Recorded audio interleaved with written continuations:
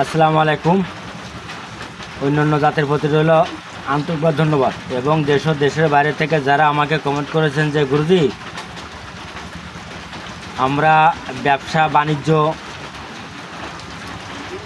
বাণিজ্য একের পর এক ক্ষতিগ্রস্ত হচ্ছি বা লাভ হচ্ছে না, এবং যে রাস্তায় যাচ্ছি সেই রাস্তায় আমাদের হওয়া কাজে বাধা, এবং আমরা যে ব্যবসা বাণিজ্য করি না কেন তাতে একের পর এক লস ধারণ করছি।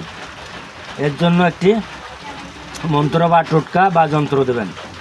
তা আজকের দয়া করে আপনাদের মাঝে যে উন্মুক্ত করে দিচ্ছি, হয়তো আপনারা এই যে ফুলটা দেখতেছেন এই ফুলটা সকলেই চেনেন, এই ফুলটা কিন্তু সকলেই চেনেন, এবং এই ফুলটার বিশাল ধরনের মাহাত্ম্য আছে।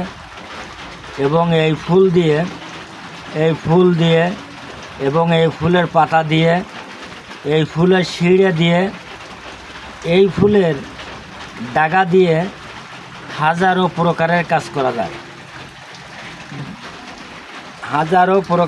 করা যায়, কিন্তু আমি অতগুলো কাজের কথা এখন আমি বলবো না। তবে আমি যেটা বলছি ব্যবসা বাণিজ্য লস হচ্ছে।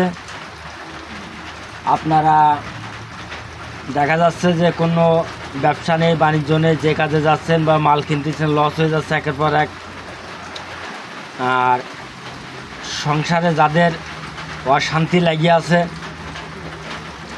আমি তাদের উদ্দেশ্যে ভিডিওটা দিচ্ছি। তবে দেখেন, এই ফুলটা আপনারা নিয়ম মাফিক তুলবেন। এই ফুলটার নাম হচ্ছে, আমাদের দেশে বলে রক্তজবা শাপলা ফুল, আবার কেউ বলে রক্তনাইল, কেউ বলে রক্তজবা শাপলা ফুল। এবং এই ফুলের মেলা মাহাত্ম্য, যে এই ফুলটা কোথা থেকে আসলে কিভাবে আবিষ্কার হলো এ কথা বলতে গেলে মেলার সময় আমার লেগে যাবে, অত সময় দেব না। যদি কেউ জানতে চান যে এই ফুল দিয়ে, এই গাছের পাতা দিয়ে, শিড়ে দিয়ে কি কাজ করা যাবে, আপনারা আমাকে কমেন্ট করবেন, আমি কমেন্টে উত্তর দিয়ে দেবো ফাঁক ফলে। আর আপনারা আমার নাম্বার থাকবে, নাম্বারটা কল করতে পারবেন, আমি আপনাদের শুদ্ধ কায়দায় আমি বুঝিয়ে দেবো যে কী কাজ করা যায়। তবে এক ভাই কমেন্ট করেছেন যে গুরুজি এই নাইলটা আবিষ্কার হলো কোথা থেকে।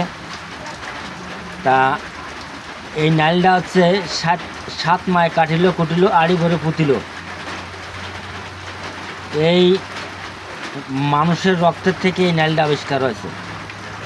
তা এই নাইল দিয়ে হাজারো প্রকারের কাজ করা যায়। তবে যারা ব্যবসা বাণিজ্য বাধা খাচ্ছেন, সংসারে অশান্তি আছে, সংসারের মধ্যে কোনো সুখ শান্তি নেই, তারা এই ফুলটা দেখবেন যে দিঘিতে আছে, পুকুরে আছে, ফাড়ে আছে, বাড়ে আছে, রাস্তার ঘাটে আছে, যে কোনো জায়গায় আপনাদের চোখে যখন পড়বে তখন এই ফুলটা শনিবার অথবা মঙ্গলবার, আবার এই সোমবারও তোলা যাবে, এবং শনিবারও তোলা যাবে, মঙ্গলবারও তোলা যাবে।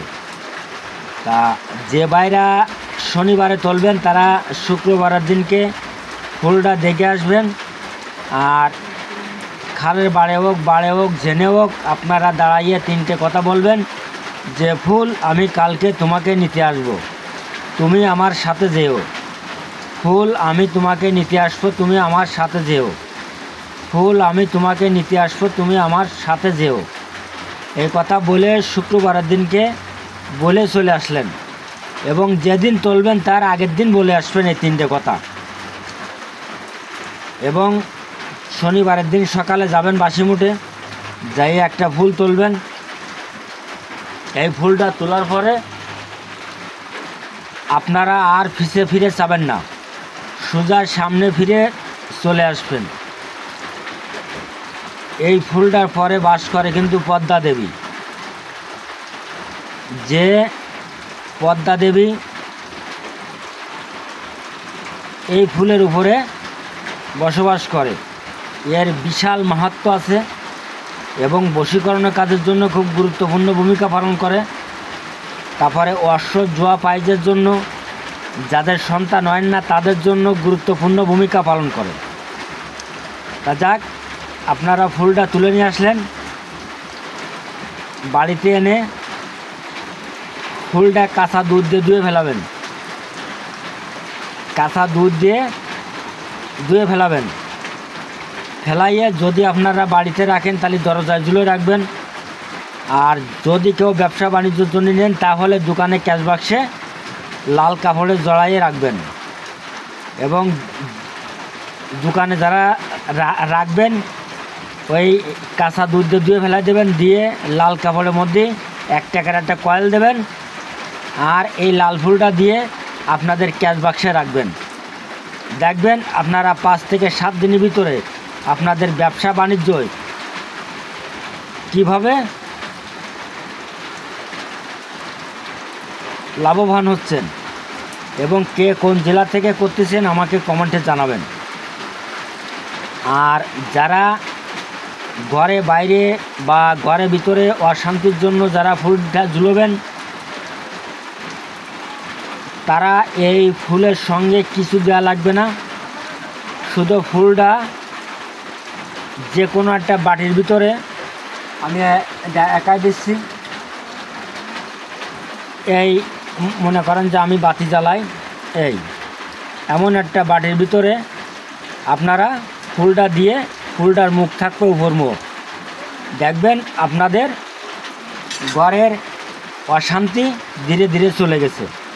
বা শনির সাড়ে সাথে বা শনির দশায় আছে, বা কোনো শুক্র গ্রহ খারাপ আছে, বৃহস্পতি গ্রহ খারাপ আছে, বুধ গ্রহ খারাপ আছে, রবি গ্রহ খারাপ আছে, আপনারা ধীরে ধীরে সুফল হবেন।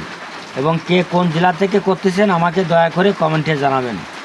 তবে ফুল তোলার ওই শুদ্ধ 3টে কথা, যখন তুলবেন তার আগের দিন বলবেন যে ফুল আমি তোমাকে নিতে আসবো আমার কাজের জন্য, তুমি আমার সঙ্গে যেও, এইভাবে 3 বার বলে চলে আসবা। এবং যদি আপনাদের বুঝতে কোনো সমস্যা হয় আমাকে কমেন্টে জানাবেন বা তার আগে ফোন করবেন। আল্লাহ হাফেজ, ধন্যবাদ। সকলে ভালো থাকেন, সুস্থ থাকেন। খুদা হাফেজ।